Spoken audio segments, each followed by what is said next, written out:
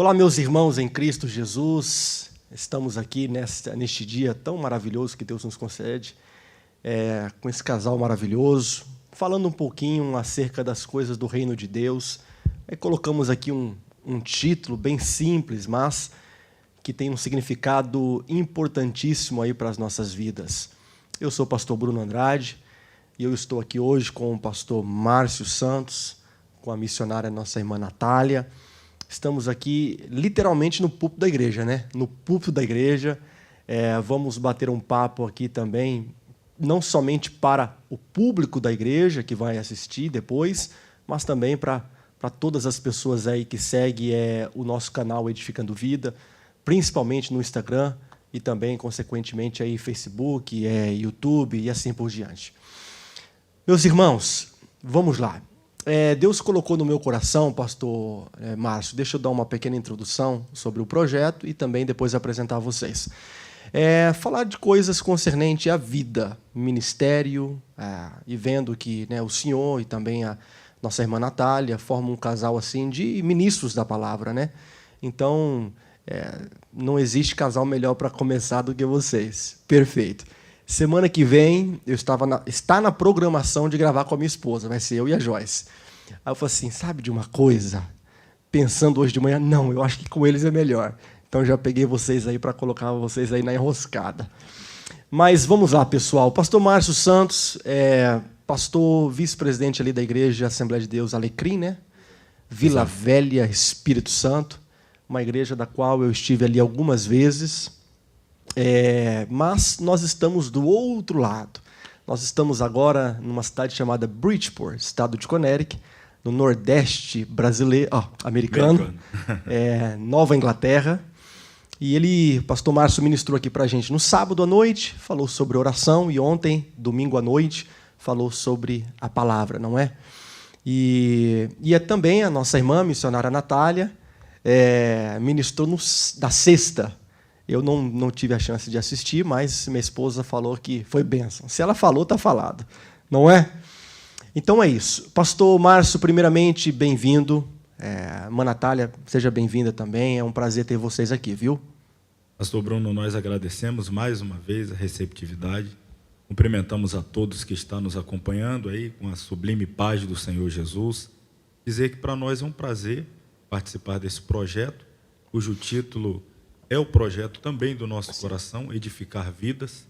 Quando fomos convidados a gravar esse podcast, a resposta de pronto foi sim, visto que o objetivo é edificar vidas e a gente está sempre pronto a nos colocar à disposição do reino para edificar vidas. Então, esperamos que, através dessa conversa, desse bate-papo, possa servir para edificar pessoas, instruir, e também, quem sabe, até animar do ponto de vista ministerial, sim, conjugal, enfim, estamos aqui para servir e para servir de edificação para pessoas. Amém, amém. Irmã Natália, dá um bem-vindo aí. Cumprimentar a todos com a gloriosa paz do Senhor Jesus, tributar ao Senhor a glória e a honra devida por essa oportunidade. Sabemos que cada momento que se abre para ser útil ao reino de Deus é um momento muito precioso, e eu me sinto privilegiada por poder contribuir. Contribuir mesmo para todos que em algum momento verão esse vídeo, e que o Senhor possa continuar abençoando esse projeto. Amém. Porque nós sabemos que uma família bem estruturada, espiritualmente enraizada na palavra, ela tem muito a contribuir e contribui com qualidade. Sim. E isso glorifica o nome do Senhor. Então, nosso voto aqui de louvor e glorificação ao Senhor por essa oportunidade, e que seja bênção. Amém. E edifique cada um que estará de posse desse vídeo, no nome de Jesus. Amém. Então, já para começar, pastor Márcio, quem é que manda lá? É ela? Estou brincando. Aquela história do cabeça e do pescoço, né? Tem o cabeça e o pescoço vai determinando para onde o cabeça vai. Pastor Márcio, o senhor já dirigiu igreja, é vice-presidente de um campo, tem uma escola teológica, né? Pode falar sobre ela também. É um professor. Qual é a importância assim, que você vê assim, na união entre alguém que tem o mesmo pensamento ministerial? Já vou perguntar de cara, porque depois a gente contorna. Já vai começar quase pelo fim, né? Chegando logo... É igual aqueles livros, começa pelo fim e depois volta. Depois vai voltando, é bom. Bom, sem aqui querer usar termos assim clichês, né? Parecer ser redundante nas respostas, mas é essencial, é fundamental, é a base. Se não houver o mesmo pensamento, a mesma intenção de servir o reino de Deus e um entender que o outro, apesar de alguma diferença, vamos dizer assim, vocacional, muito pouca, mas talvez Sim. na linha de ministração, às vezes é mais direto e incisivo, caso da minha esposa, a forma como ela prega, eu jamais me veria pregando, Sim. e vice-versa, e a gente percebe que se soma em alguma medida, mas tem que haver esse apoio de um para com o outro, tem que haver essa compreensão da vocação ministerial um para o outro. Então eu vejo como fundamental, se não houver a mesma visão, o mesmo desejo de servir a Deus e a compreensão de que Deus me chamou para servir assim e a ela de outra forma, mas as duas maneiras de servir contribuem para o avanço do reino de Deus, e isso é necessário que haja retaguarda de apoio, que é a base, a família, em oração e intercessão, e ali, eu não vou usar o termo torcendo, mas de fato intercedendo para que o objetivo, quer seja uma administração, quer seja um pastoreio, Sim. quer seja o ensinamento através da escola teológica, mas que frutifique, atinja o objetivo. Então é fundamental ter essa retaguarda, esse apoio, sendo a família, no meu caso a esposa, Sim. no caso da esposa sendo o esposo, assim, se apoiando mutuamente. Amém, amém. Como que vocês se conheceram? Vamos pro lado romântico, aí depois a gente aperta. Olha, é a segunda vez que eu recebo essa pergunta e é a segunda vez que eu passo para ela. Bom, nós nos conhecemos na mesma igreja. Na ocasião, ele era o líder dos jovens, né? Oh. E eu, do grupo dos jovens. Ali em Vila Velha mesmo? Em Vila Velha. Mas, porém, eu não estava focada em namorar, em nada disso no momento. E, por conta disso, eu estava mais envolvida, como eu disse, né, pastor Bruno? Os jovens que hoje poderão estar nos ouvindo daqui a pouco, ou mais para frente, ou em algum momento, que possam se envolver, na obra, tirar toda a inibição, toda a timidez, porque, na época, eu estava com 22 anos e eu estava num grupo de meninas no trabalho. Sim. E que essa faixa etária de idade, todo mundo casando, e aquilo eu falei, meu Deus, eu não casei, não tenho namorado. Bateu aquela insegurança, aquele medo, mas cada vez que ia para o culto, cada vez que participava de momentos com jovens, consagração com jovens, a palavra ela vinha com mais peso, com mais força, e as coisas espiritual sempre estava prevalecendo. E eu falei com o Senhor, eu vou descansar, a minha carne preocupa com isso, sim, mas eu quero mais focar as coisas espirituais. E assim fiz, então fui me envolvendo muito, saindo com as irmãs, com os jovens, me envolvendo demais. E até que chegou um determinado momento que o Senhor estava trabalhando, nessa parte sentimental, e eu não tinha percebido. Eu digo até para ele que é como se Deus tivesse colocado um véu, e no momento abriu a cortina quando chegou o tempo certo. E ele até brinca, ele falou assim, nossa, Natália, você era tão assim distante, que chegou um momento que você pisou no meu pé, não pediu nem desculpa na hora do culto, tão assim distante que você era, e ele queria se aproximar e tudo, mas eu era... Só assim, acrescentando, porque a gente reunia numa igreja que não era tão grande, sim, a gente estava, e os trabalhos eram muitos e intensos, culto terça-feira de ensino, quarta, tinha uma quarta-feira que o trabalho começava às 3 da tarde, terminava às 10, 11 da noite, Uau. E era muito cheio, mas a gente estava sempre lá envolvido, e tinha trabalho na sexta, subia o monte, os cultos domingo de manhã à noite, fora as saídas dia de sábado, ou seja, a gente tinha muito trabalho, estava sempre juntos, mas não tinha convívio assim próximo, estava ali perto um do outro o tempo todo, mas não tinha... Um ponto aí que a irmã falou, que eu acho que serve de muita lição, eu queria que vocês talvez pudessem abordar alguma coisa sobre. A idade, 22 anos, todo mundo casando ali em volta e sentindo talvez aquela leve pressão, Todo mundo casando e eu. Muitas pessoas se precipitam na hora de escolher alguém. E eu vejo isso como um problema muito grave, depois, a médio e longo prazo. O que vocês orientam uma jovem ou um jovem que está batendo aí seus 20 e pouco, 30 anos, porque a carência é um problema. A carência cega a pessoa. Pode abordar alguma coisa sobre isso? Esperar o tempo de Deus, ou em oração, enfim? Então, quando se trata de plano divino, acerca, né, de um casamento promissor, próspero, a juventude tem que entender que a melhor maneira é ter, né, a dependência do Espírito Santo e estar envolvido com a obra do Senhor. Eu acho que isso preenche a carência, isso trata, de certa forma, né, esse desequilíbrio emocional, essa pressão que vem de fora. Então, no meu caso, eu estava muito envolvida nos trabalhos, nas consagrações, e ele, sendo, né, o líder dos jovens, não tinha essa inclinação, né, romântica, sentimental. Até que chegou... Ele era teu líder? Ele era meu líder. Ele não tinha proximidade, não tinha nada. A única coisa que aconteceu, pastor Bruno, foi o seguinte: eu estava no culto público, e eu sentadinho no banco, recém-chegado na igreja, ele também, ele estava como auxiliar, né, do pastor, assim, como se fosse o papel do diácono, né? Aí eu olhei assim, e no pensamento eu falei, poderia ser meu esposo aquele ali. Eita. E isso ficou, mas não trabalhei essa ideia, porque isso não aflorou, não aflorou. Ficou, acho que 1 ano isso, 1 ano. E continuando, servindo ao Senhor, com jovens ali, e chegou um momento, em 2005, que ele tentou se aproximar e, né, conversando sobre a questão de namorar, e o medo de errar foi tão grande, que eu falei, eu não sei se isso é de Deus. Talvez Deus aproxima a gente para um propósito, né, de abençoar os jovens, cuidar, aconselhar, mas não para um namoro e culminar com um casamento. Eu tive essa preocupação, o medo de errar, o medo de errar. Você esteve já se conhecendo ali, naquela fase antes do casamento, já uma conversa a respeito do ministério? Assim, possa ser... Por quê? Deixa eu te pontuar. Quando eu comecei a conversar com a minha esposa, a Joyce, eu já falava para ela. Muitas coisas que a gente está enfrentando hoje, por incrível que pareça, eu falei para ela. Eu falei assim, Joyce, a gente se conheceu aqui na América, casamos aqui nos Estados Unidos, mas eu falava para ela, possa ser que Deus vai me levar para o Brasil. Então, quando Deus nos levou para o Brasil por 7 anos, quando eu falei, agora é a hora, ela já estava preparada. Mas também existe relacionamento onde os dois vão crescendo e os propósitos, né, vão indo de maneiras diferentes. Era algo que você já imaginava, que hoje você, pastor, professor, e ela pregadora, você já pregava na época, ou longe de pensar sobre?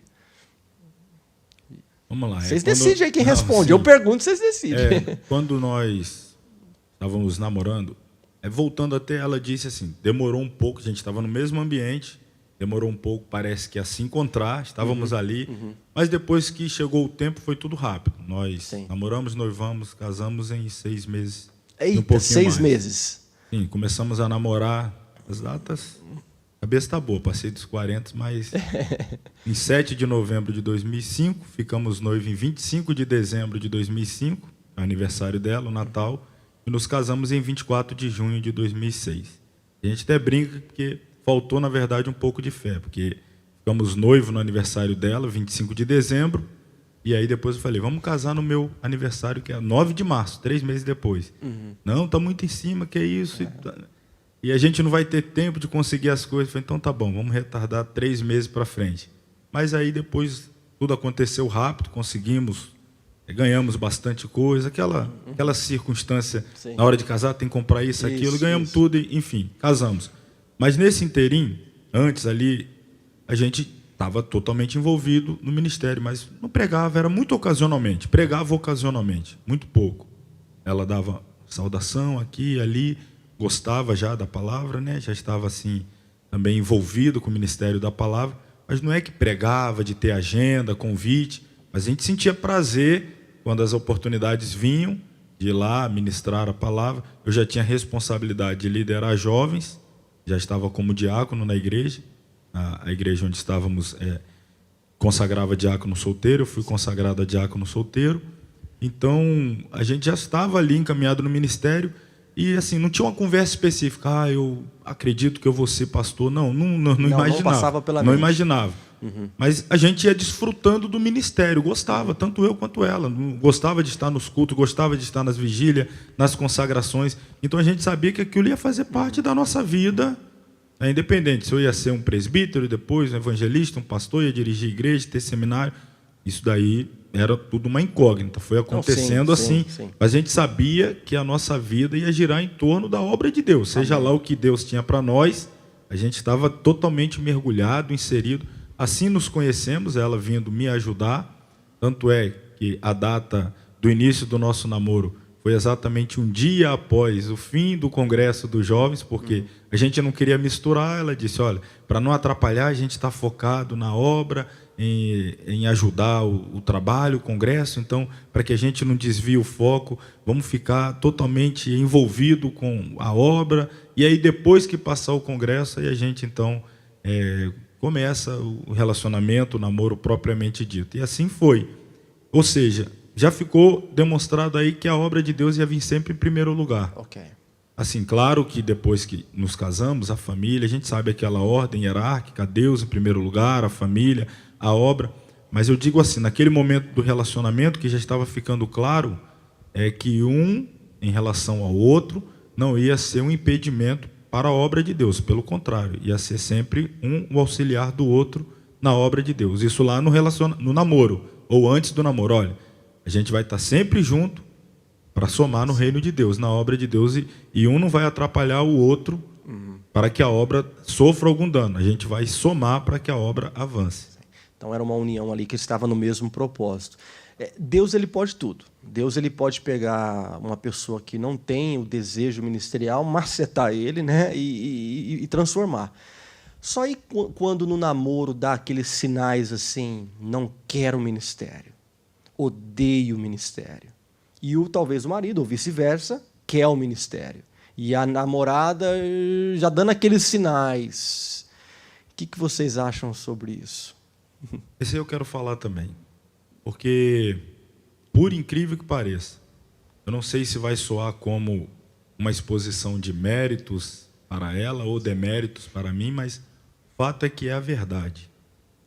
Não no namoro, mas já depois de casado.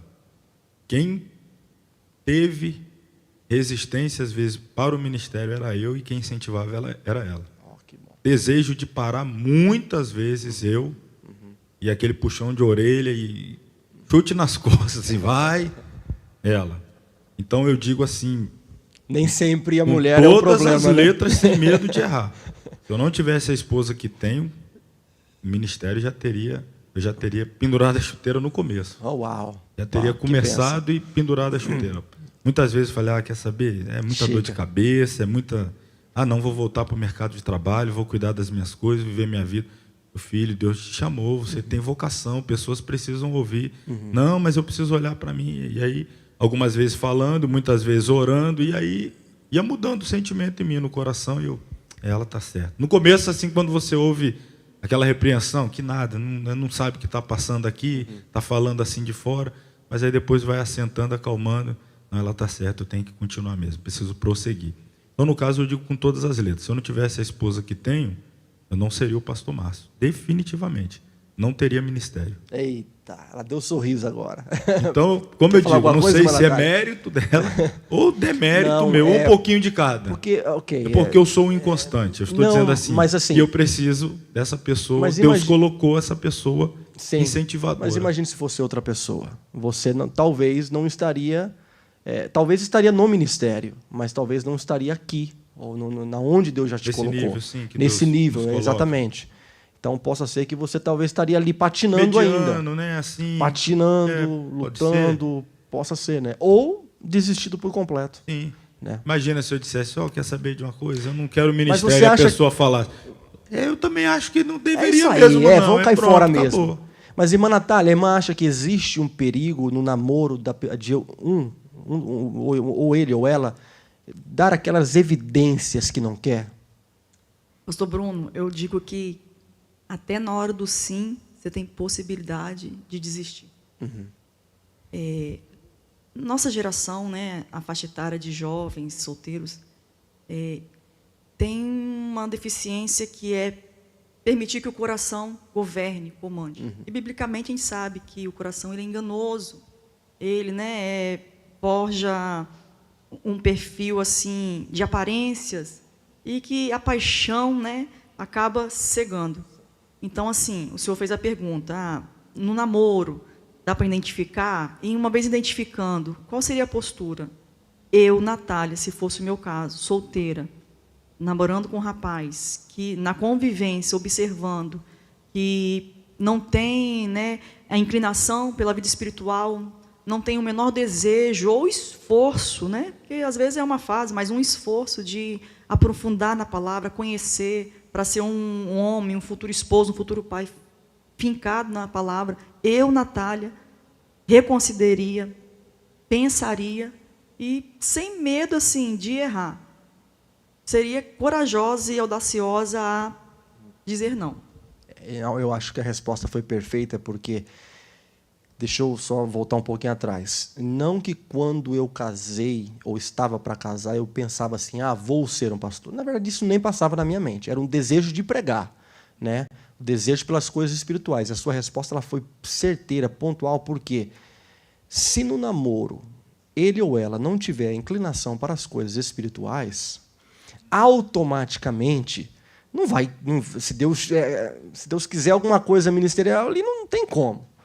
Né? Então, eu acho que a resposta correta, como diz o programa, a resposta correta O futuro ministerial é sempre incerto, porque Deus, Exato. Ele vai sendo construído, né? Você não sabe.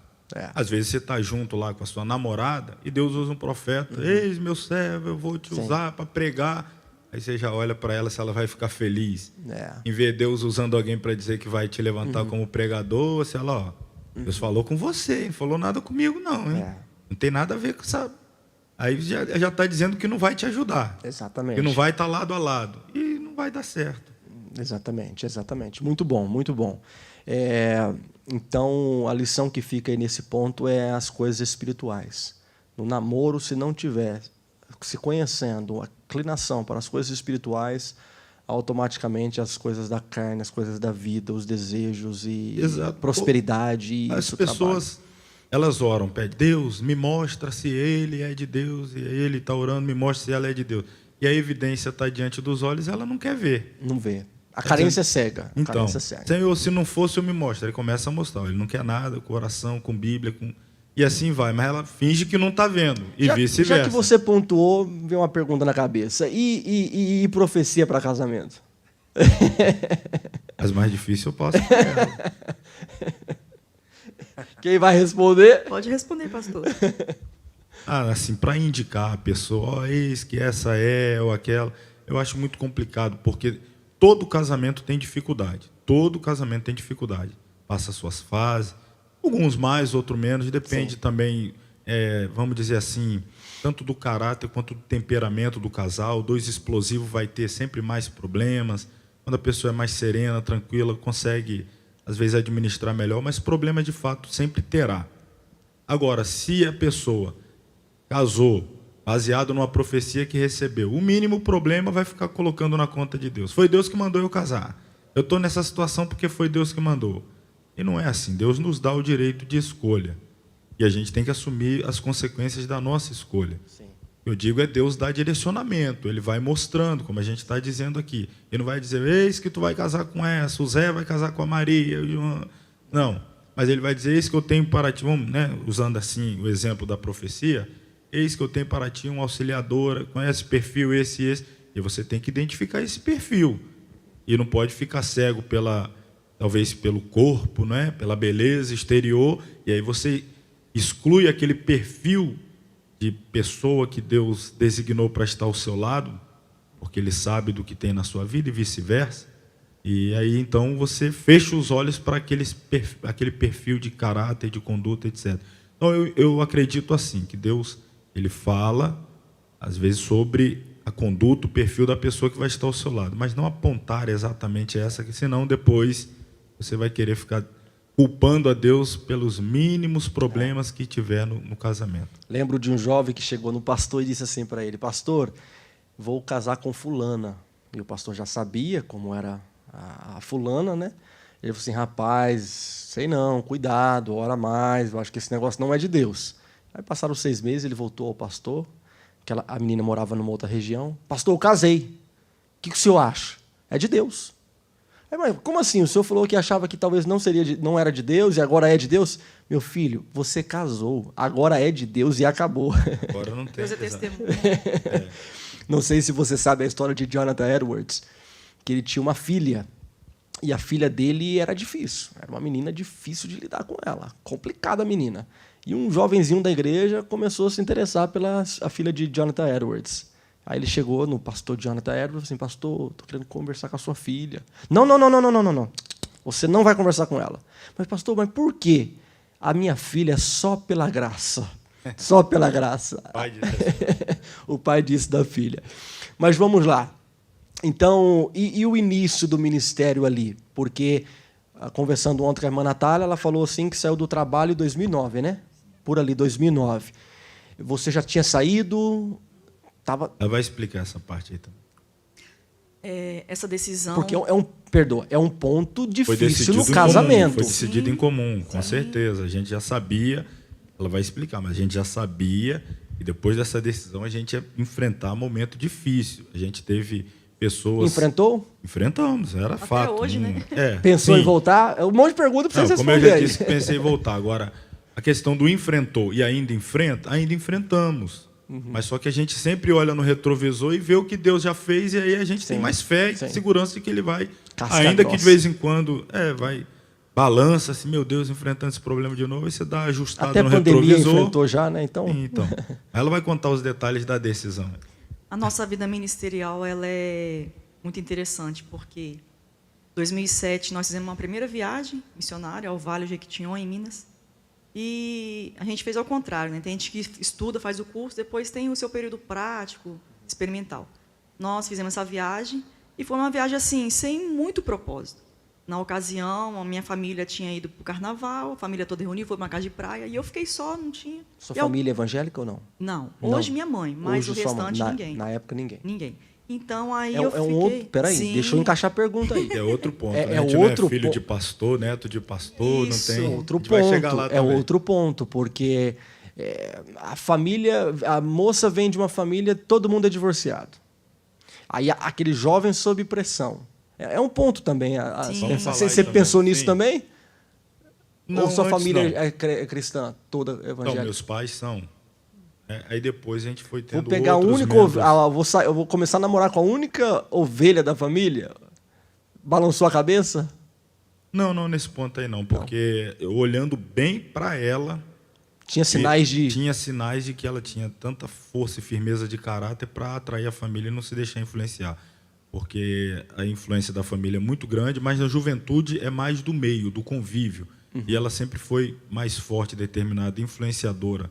Vamos dizer assim, dentro da igreja você tem as pessoas que são muito fortes espirituais, aquelas que são médias e aquelas que estão ali, mas não quer muita coisa. Então ela não era daquelas que se deixava influenciar pelos que não queria nada, mas ela era referencial. Sempre foi muito determinada. E assim também na família. Ela já estava trazendo a sua mãe para a igreja nessa época. A mãe a acompanhava. Então eu já percebia que, embora fosse única, mas ela já tinha esse caráter e esse propósito muito firme, e ela iria ser influência no resto da família. Então, antes da irmã Natália continuar, então a lição que fica é, às vezes, a determinação da pessoa, a espiritualidade da pessoa, que já falamos nisso, em lidar com uma família que não é cristã, para não se deixar ser influenciado. E como eu não conhecia a família como toda, a gente foi conhecendo no namoro, mas eu já percebia isso no meio da igreja. Eu via pessoas que não queriam nada, que às vezes se aproximava dela e ela não tinha muito contato com essa turma.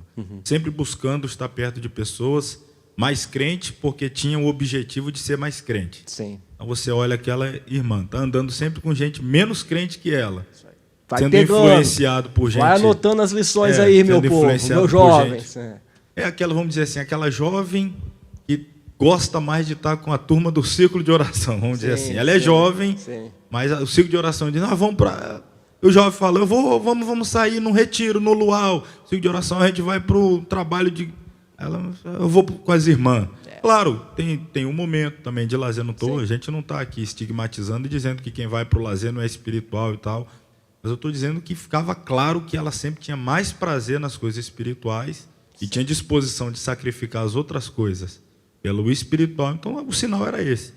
espiritual é sempre prioridade na vida dela, não vai ter nenhuma dificuldade nessa área. Que bom, porque Deixa querendo ou ela não, depois ela voltar. a família é extremamente importante Sim, no de relacionamento, fato, né?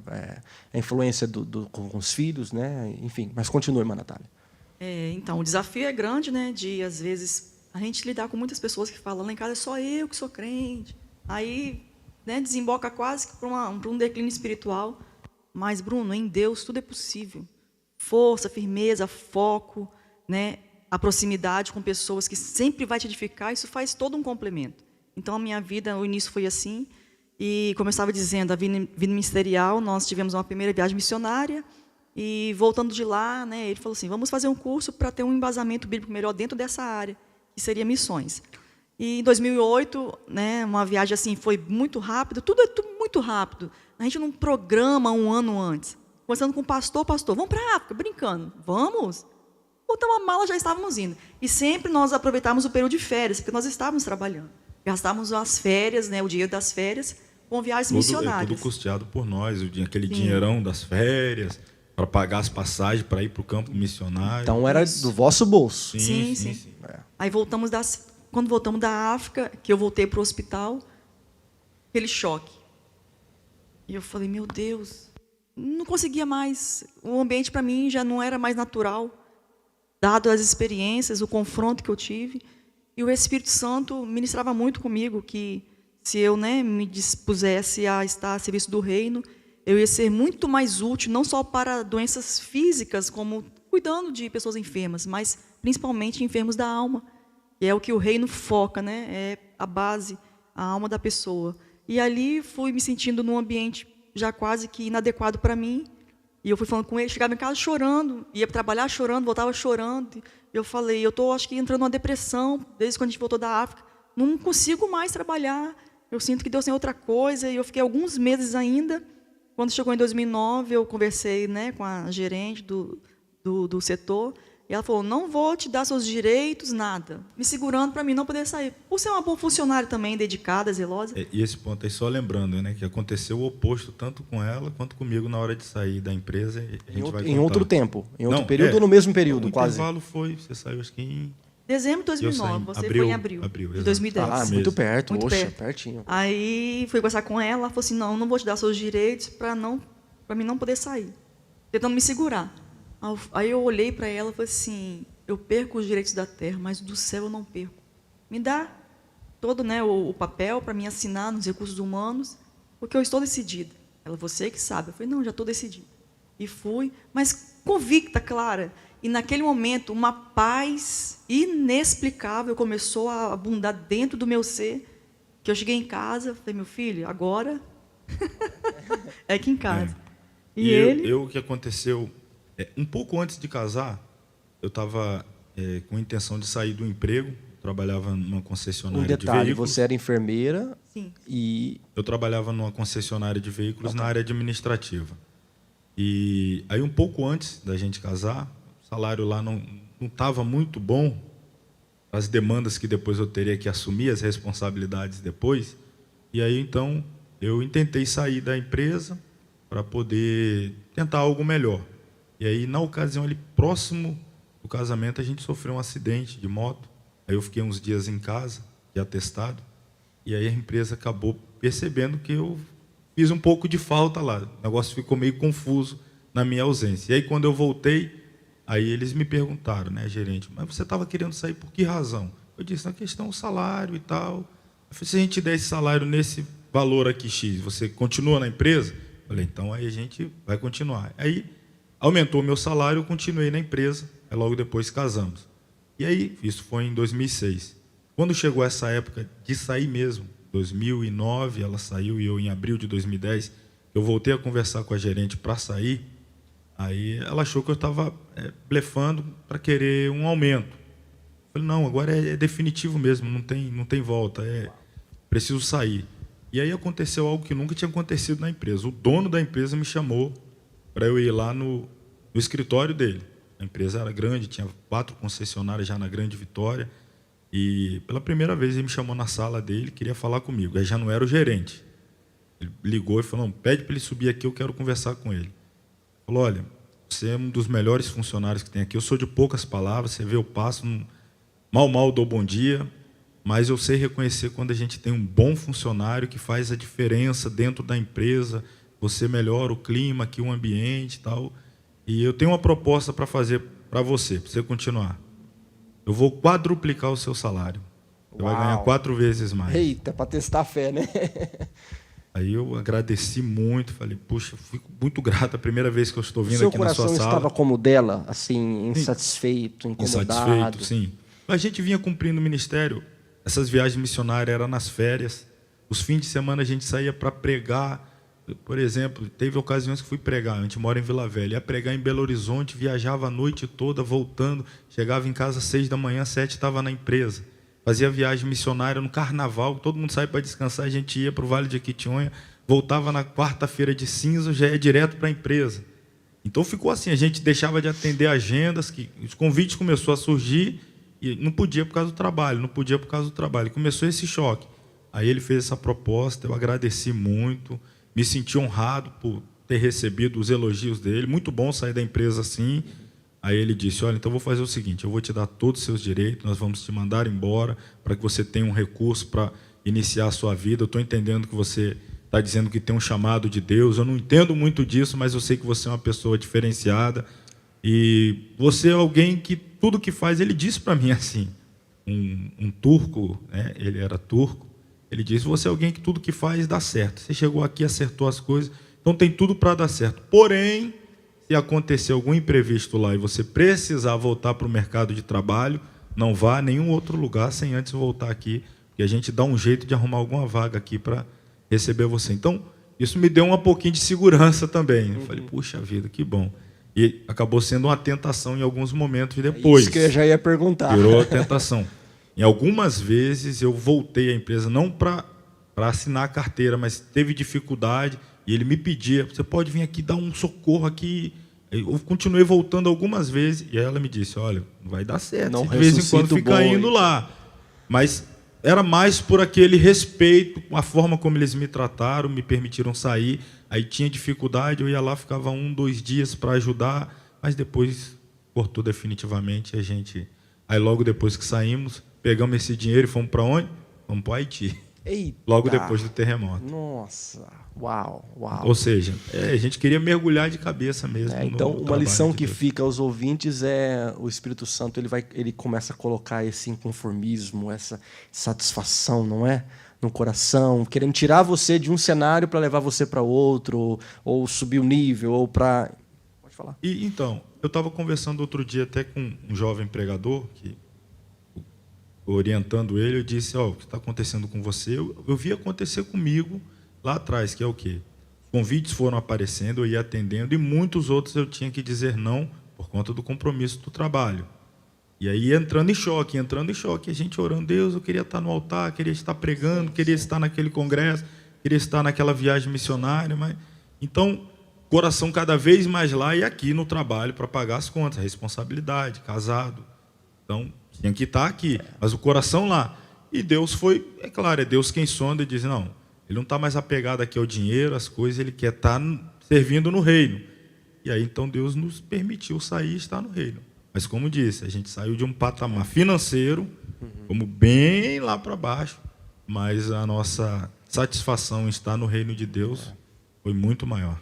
Comigo foi algo semelhante, mas eu falo semana que vem, só tô... Mas nesse ponto aí que você falou agora na última frase sua, o patamar desceu, caiu. E as coisinhas do diabo no coração? E a esposa sentia essa diferença, pensou em regredir? Ela tem uma personalidade mais forte, né? Sim, eu estou já percebi isso. Né? Mas, e aí, qual a orientação que você dá aí para a nova geração, quando as tentações batem de querer voltar? Então, mais uma vez, imagina um pastor que vai viver do ministério, que vai começar todo o início, sabe que é muito difícil. Quantos anos vocês tinham? A gente estava com 27, estava com 31, né? 30 para 31 quando saímos. Estava com 30 para 31. Eu casei com 27, ela com 24. E é uma idade assim, idade assim que para você ficar alguns anos fora e voltar, sente muito. Você é um jovem de 18 ali, enfim, depois você volta com seus 20 e pouco, agora com seus 30. E depois voltar para o mercado de trabalho, se fosse o caso, sair, ficar 3, 4 anos fora e reinserir. Mas, enfim, é o que a gente estava dizendo. Imagine ter uma esposa materialista e você dizer assim, olha, a gente vai descer de patamar, agora a gente vai viver para comer. As agendas vai dar para pagar a água, a luz, a conta do telefone. Faltou as alguma despesas, coisa? Não. Jamais. Algum milagre aí que vocês viram nesse cenário todo aí que vocês podem talvez compartilhar, que passa aí pela mente? Vou deixar ela falar, a voz dela é mais doce, né? Microfone rosa com a palavra. Eu só pergunto, gente. Vocês decidem. Voltando um pouquinho atrás, como falou, né? As raposinhas Sim. que vêm minar a vinha, isso acontece até hoje. Até hoje. Vai diminuindo a frequência porque as minhas crises, os meus maiores embates são todos vencidos na oração. É ali que minha alma ela é desintoxicada. É ali. Não tem outro meio. Jesus tinha, né? Porque Jesus ouvia dentro da sinagoga: tens demônio, é Bezebu que te usa. E ele continuava. Isso é interessante, porque ele saía dali, ia para o monte orar, desintoxicava, limpava a alma e depois retornava para o mesmo lugar. E isso não alterava a compaixão, não alterava a palavra, não alterava quem ele era no serviço do reino para o Senhor. Então, a oração é o detox da alma. É o detox. E é ali que eu faço o detox da minha alma. Até hoje eu escuto. Irmãs da igreja. Natália, depender de homem para ter as coisas. Né? Ver uma coisa que não te... gente, não estou falando, né, que as irmãs é o diabo, não é isso. Mas as táticas que ele usa, né? Você pode usar outros meios para ter seus recursos sem que te demande tempo. E você sirva a Deus. Ou seja, né, negociando o meu tempo. Você pode fazer suas coisas, ter o seu dinheiro, sem que te tome tempo e você sirva a Deus. Aí você vai para desintoxicar a alma e vem o Espírito na hora. Não. Mas eu vou falar uma coisa, pastor Bruno. Tudo que eu tenho, que eu ganho, se eu estivesse trabalhando, eu não pagaria pelo valor das coisas que eu ganho. Bolsas, sapatos, roupas, que se eu estivesse trabalhando, eu não compraria pelo valor. Eu vou além. Esses dias coisa tremenda. Esses dias eu estava conversando com um amigo e conversando sobre isso, porque, um exemplo, é a sua quinta vez na América? Quinta vez. Pastor Márcio, você teria condições financeiras de vir para a América 5 vezes? Então, no começo... África, você já esteve na África? 2 vezes. 2 vezes na África. Haiti. E Inglaterra? Inglaterra. Haiti, uma, Portugal. Uma vez ou 2 vezes? Uma vez. Uma vez em Portugal, Inglaterra, 5 vezes na América, Portugal, Argentina, Haiti, agora. Argentina, vão para o Peru agora. Então, vocês teriam condições? Nenhuma. Não, então, pois é, no começo a seta é essa do maligno. Por quê? Porque eu tenho formação, né, me formei em economia, e os meus amigos da época da faculdade, a gente já tinha projetos, quando estudava, aquele grupo mais fechado, olha, eu vou fazer concurso para isso, para aquilo outro, tinha os objetivos profissionais, e quando eu tive que abrir mão para o ministério, eu vi eles atingir aqueles projetos que a gente traçou lá na faculdade. Eles atingiram e eu abri mão de tudo pelo ministério. E aí eles se estabilizaram financeiramente, compraram a casa, o carro e tal. As coisas deram certo como a gente planejou lá atrás, né? Antes do chamado ministerial na minha vida. E aí vinham essas questões. Puxa vida, eu abri mão e não consegui desenvolver a minha vocação profissional, tive que abrir mão, não consegui galgar. E outro dia desse, mas tem já um tempo, bem tempo, conversando com um deles, assim, ele falou, rapaz, eu fico olhando você, ele dizendo para mim, tem uma inveja santa de você, você curte a sua filha, a sua família, você tem tempo, vocês estão sempre juntos, você consegue levar a sua filha para a escola, voltar, está vendo o crescimento dela, a gente está conseguindo comprar coisas, mas às vezes eu sou um estranho para minha filha, para minha família, tenho pouco tempo, não tenho conseguido desfrutar da comunhão da família e tal. E às vezes nas férias a gente consegue, né, com muito custo, fazer uma viagem junto à família, desfrutar. Aí foi onde você falou, pois é, 5 vezes na América, ia à Inglaterra, ia a Portugal, e boa parte dela junto com a família, porque muitas vezes acontece assim, alguma igreja, né, algum irmão faz o convite para que a gente esteja lá, ou que seja o convite direcionado para mim, pessoalmente, para ir lá pregar, dar uma aula, etc. E, às vezes, a gente nunca cobrou, até hoje não fala em valores, às vezes a pessoa vai dizer assim, olha, a gente pretende te abençoar com valor X. Aí eu faço as contas, eu acho que esse valor dá para eu pagar a passagem da minha esposa e da minha filha. Então já leva Falei, ela. você se importa de eu levar minha família e você... Não esquenta com a oferta, não. Paga a passagem da minha família. É o maior prazer. Aí eu vou estar junto com a família lá, a gente vai fazer a obra. Exato. E, enfim, aí depois um ou outro lá da igreja vai, eu senti te dar um aqui, aqui. Acabou sendo a oferta que ele queria dar e eu vou com a família. Eu também estou nesse caminho. O ano passado, minha esposa não conseguiu viajar para a Europa, eu peguei e também não fui. Deixa eu te falar, não quero soar aqui da prosperidade, né? Não que todo pastor vai receber privilégios de ir para a Europa, para a América, né? Muito pelo contrário, né? Mas é um presente de Deus. É um presente de Deus. É um presente de Deus. E o canal de Deus, o senhor sabe quem é, né? O senhor também foi muito canal de Deus nisso aí. Foi muito canal de Deus nisso aí, eu falo. Eu não te sempre. levei em Portugal. Não, sim, mas em boa parte a gente... Por quê? Porque Deus usa pessoas. Sim. Deus usa pessoas. E como a gente está falando, são as conexões espirituais. Sim. Se a gente fosse atrás de pessoas carnais, que têm dinheiro, que poderia nos ajudar financeiramente, não, mas essas alianças espirituais. Sim. E Deus, se a gente fosse falar aqui de como a gente se conheceu e como somou um para o outro ministerialmente, sim. daí já seria um outro podcast, Sim. vamos dizer assim. Mas me abençoou muito, essa bênção chegou à minha família, ao meu ministério, e, sem dúvida, como dizer assim, prosperidade. Não, eu acho que a prosperidade ela está diretamente relacionada ao seu nível de renúncia. Eu li uma vez, eu não vou saber reproduzir a frase exatamente como eu li, mas aquilo ficou guardado, pelo menos o sentido dela para mim. Eu lendo um livro de um autor americano dizendo sobre prosperidade de uma forma espiritual, e ele dizia assim, no reino de Deus você terá muito se você se apegar a pouco. Perfeito. Quanto menos você se apegar, mais Deus vai te dar. Se Deus te der 1 milhão e você não ficar apegado a nada, Deus fala, desses 1 milhão aí agora eu estou precisando desses 1 milhão de volta para o reino. Toma aí os 1 milhão. Aí daqui a pouco Deus vai te dar 2. Já que é falar em números grandes, se você não está preso, mais você vai ter. Agora, se você tem 10 e você se apegou aos 10, você vai morrer naqueles 10. Não, a prosperidade que quando eu falo nunca é relacionada a finanças também. É a sua filha também. É o lar, é a paz no lar. É você fechar a porta da sua casa ali, estar ali dentro, ali, ser um ambiente de paz, de glória. Isso é prosperidade. Não. Mas vamos lá, vamos continuar aí. E aí as raposinhas vinham, volta. Hoje já não tem como voltar mais, né? Agora já está. Ah, que não? Não para, não. Diabo descansar? Difícil. Não, ele inventa outra, inventa outra. Sempre. Com certeza ele inventa outra. Mas eu acho que essa altura do campeonato, acho que mais não. Mas vamos lá.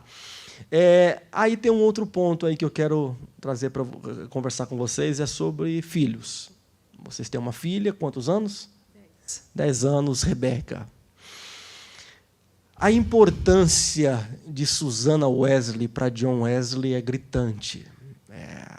O que Susana foi para John Wesley é impressionante. Eu já li uma parte da biografia dela, ela auxiliando, oração. A esposa eu não me lembro o nome da esposa de Spurgeon, acho que é Susana também. Não me lembro o nome da esposa de Spurgeon, mas ela era um canal muito forte ali para James, filho de Charles Spurgeon. E aí, como que vocês veem aí a criação? Porque, deixa eu pontuar um negócio aqui. Nós somos, essa geração, os meus filhos, é a primeira geração 100% de tecnológica. Eu não cresci com televisão. Eu não tinha televisão quando criança, eu não tinha telefone. Eu fui ter agora, né? Agora, já os meus filhos já é 100% tecnológico. Então, eu acho que o efeito da tecnologia vai mostrar mesmo, talvez daqui a 20 anos, quando a Rebeca tiver com 20 anos de idade, 18 anos de idade, no relacionamento dela com o esposo e assim por diante. Então, eu vejo assim como um comportamento familiar que se perdeu e que é extremamente importante a gente abordar hoje. Como que vocês avaliam famílias, crianças, criação, bebê, 10 anos de idade? Sei que talvez vocês não podem falar muito ainda na juventude, porque vai chegar, né? Mas qual é a vossa orientação as famílias sobre isso? Irmã Natália, pastor Márcio, fica à vontade. Sei que é difícil, até abaixou, né? Deixa eu abaixar o meu também. Eu não sei se é coisa inerente da mulher, da mãe, mas nessa questão eu sou mais salgada. Ao contrário de você, eu não tive, né, a origem com orientações bíblicas, espirituais, não tive. Mas depois que o Senhor me encontrou e me mostrou assim, por etapas, até hoje vai se revelando por etapas, né, todo o propósito, como mulher, como mãe, como esposa, o que eu puder fazer. Pastor Bruno, eu prefiro me arrepender, quando eu tiver uns 60 anos, 70, se for o caso, me arrepender pelo excesso de zelo do que me arrepender pela omissão. Eu acho que é muito pior. Anota aí, pessoal, gostei desse ponto. Eu acho que é muito pior. Natália, mas sua filha, né, viaja, vocês têm que divertir, sair e tudo. Sim, não estamos negando essa parte tão fundamental. Mas esses momentos, ela observa, ela capta, ela absorve muita coisa, né? Eu friso muito que é importante os filhos ter os pais como espelho, mas uns pais que andem de joelhos, uns pais que têm afinidade com a palavra dentro de casa, que não seja, né, uma coisa estranha. A questão do celular está sendo um desafio muito, mas muito grande no Brasil também. A gente vê, né, pré-adolescentes até 3, 4 horas da manhã com déficit de atenção na escola, problemas psicossomáticos, rebeldia, né, agitação, problemas que tem que levar para o neurologista, psicólogo, tá uma avalanche. Sim. E os pais têm que atentar para isso, têm que despertar. Então, o quanto antes a gente puder se adiantar contra esse sistema opressor, será de grande valia, né? Conversar, botar limites sempre, horas, e é aquela coisa, a gente tira algo, mas precisa substituir, né? E não há nada melhor do que substituir. Criança sim, adolescente sim, mas a gente tem estratégias de substituir por coisas espirituais. Porque eu falo para a Rebeca, Rebeca, desde novinha eu sempre falei, você não pode ir para a igreja simplesmente pelo Deus da sua mãe. Você precisa conhecer o seu Deus, o Deus que a sua mãe serve. Essa referência, o Deus da minha mãe, não é isso que vai te garantir a entrada no céu. Precisa ter o conhecimento do seu Deus, porque Jacó era assim, no capítulo 28 de Gênesis, ele, né, vai fazer um voto lá, se o Senhor me prosperar, né, na empreitada que eu vou agora, me der roupa, me der comida, me fazer voltar em paz, né, então tu serás o meu Deus. Porque era o Deus de Abraão, simplesmente. Sim. Então, ele tinha que ter aquela referência, aquela experiência. E Rebeca já teve diversas maneiras. Teve tempestade no Brasil, e ela deu uma taquicardia, nós corremos ali para o banheiro, que era a parte mais segura. Isso é ocasional, mas já aconteceu.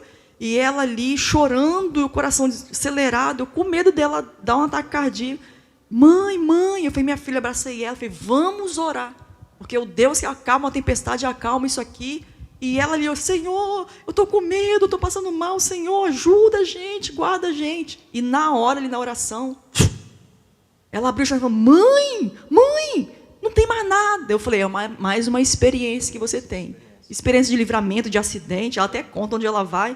Então, assim, são coisas que enriquecem, que enrijece assim, a visão da criança. Quanto mais cedo, pastor Bruno, quanto mais cedo, porque depois que atinge, e você quiser plantar uma semente espiritual, é muito mais difícil, o terreno está muito árido, está muito seco.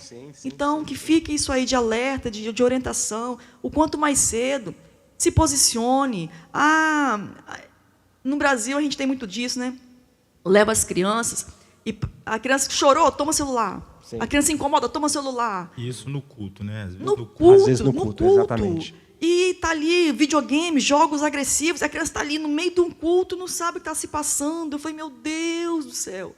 Aquilo, parece que eu vou perder o fôlego, porque eu vejo, né, o prejuízo que isso vai ser a longo prazo. Então, o desafiador, mas, gente, na oração, na dependência, no se render ao Senhor, Ele vai dar estratégias. Com diálogo, deixar a criança, ela tem a capacidade de compreender. Sim. Por exemplo, da minha parte, eu converso muito com a Rebeca, quando a gente faz essa análise da pouca idade dela, com 10 anos, os lugares onde ela já foi, já visitou, onde esteve. Por exemplo, aqui na América, dela é a terceira vez. Ela viajou dentro do país com a gente em tantos lugares, conheceu tantos lugares, passeios. A maioria das pessoas do colégio dela, outras, não tem essa oportunidade. Então, eu deixo claro para ela, ó, tudo isso daqui é porque Deus está nos proporcionando. Sim. Se o seu pai e sua mãe fosse, vamos dizer aqui, entre aspas, né? A gente diz que não é comum. Se a gente fosse comum como os outros, aquela vida, aquela rotina, Exato. você não teria isso. Então, isso aqui é privilégio que o céu dá. Então, vamos ser gratos a Deus, porque tudo isso, a roupa que a gente veste é Deus, a comida que a gente come é Deus, o passeio que a gente faz é Deus. Então, tudo que nós temos e fazemos e desfrutamos é por causa de Deus. Então, a gente tem que viver a vida de gratidão a Deus. A nossa vida tem que ser a expressão de gratidão por tudo que Deus nos proporciona. Só fechando, pastor Bruno, essa parte assim, os pais hoje modernos, eles, né, têm a preocupação de preparar um futuro promissor, secular, profissional, mas o legado... É isso aí. A verdadeira herança, né? Pode Legado, ser um legado. filho que tenha empresas, dinheiro, milionário, status, posicionamentos, tudo que você imaginar nessa área. Mas se não tiver um legado espiritual, isso se perde com pouco tempo. E perde o céu. Alguns pontos aí, só um breve testemunho. 2 anos antes da gente conseguir comprar a nossa casa própria, não vou dizer todos os dias, mas sempre eu reunia as crianças e falei assim, ó, vamos pedir a Deus. Mas 2 anos para uma criança é uma eternidade. Então, foi mostrando para eles que as coisas é oração. E depois que a gente conseguiu, eu perguntei assim para eles, e aí, quem deu isso aqui para a gente? Aí, precisávamos de um carro. Eu falei assim, agora você já sabe como conseguir o carro, né? Isso aí. Então, assim, foi isso aí. Então, é isso aí. Mas eu quero um ponto aqui. Talvez, não sei se vocês vão encaixar tanto no que eu vou perguntar agora, mas eu acho que já um pouco o Brasil mudou bastante. Aqui na América nós temos um problema muito grave com os adolescentes que não gostam de sair do quarto. Aqui é a coisa mais normal o adolescente, o jovem, ficar trancado dentro do quarto o dia inteiro. O dia inteiro. Muitos jovens não querem ir para a escola mais, não querem trabalhar, alguns já com seus 20 e poucos anos de idade. Vou contar uma coisa aqui que parece grotesco que eu vou falar, mas é verdade. É normal alguma irmã da nossa igreja estar limpando uma casa de um americano, né, a profissão, limpando a casa, e aí vê uma latinha de Coca-Cola do lado da cama e você achar que é Coca-Cola, mas o jovem urinou ali dentro porque tem preguiça de ir para o banheiro. Isso é comum aqui na América. Muito se tem por ser antissocial. É um problema muito grave. É uma geração muito antissocial devido aos jogos. Devido aos jogos. Não tem outra, na minha mente não passa outra explicação a não ser isso. A minha pergunta é, qual é a importância da igreja para uma criança? Porque, ao meu ver, não é só também o espiritual, mas a comunidade, socialização. Vocês concordam comigo nesse ponto? Tem alguma coisa para falar sobre a importância da criança no culto, igreja? A igreja, porque você pontuou aí criança no telefone na igreja. Sim, na igreja. Ela está dentro do ambiente com muitas pessoas, mas ela está no mundo dela, está na bolha, no universo dela. Aí depois o pai vai contar testemunho. Meu filho foi criado dentro da igreja, naquele cantinho no celular. Vai dizer assim, meu filho é da igreja. Dentro do culto numa bolha, né? Pastor, não sei o que aconteceu com meu filho, eu trago ele para a igreja desde pequeno, agora se desviou. Mas sempre trouxe para a igreja e ele ficou no mundo dele ali no cantinho, no celular. Então, ele não estava envolvido, socializando. A igreja, como a única agente de Deus na terra, é a habitação do Espírito Santo, por meio de qual Deus opera, age, ela supre todas as necessidades do ser humano. Eu digo espírito, alma, corpo, físico também, cura divina do corpo. Mas nós podemos ter, eu falo a igreja porque o Espírito Santo opera no meio da igreja, age. Então aqui nós temos também a solução para os problemas da alma, emocional, necessidade de gente. Gente precisa de gente para crescer, para se desenvolver, para atingir o seu potencial. E a igreja, ela não é igreja se ela estiver isolada. Deus nunca pensou uma igreja isolada. Jesus não morreu por uma igreja isolada. Ele morreu por um corpo. A gente só é igreja quando nós estamos juntos. Eu sou um membro do corpo, você é um membro do corpo. Se eu, como membro, um dedo for cortado e aparecer aí na rua, esse dedo vai morrer, mas o corpo vai continuar vivo. Então não adianta você estar inserido, mas estar isolado. Tem gente que está isolado dentro.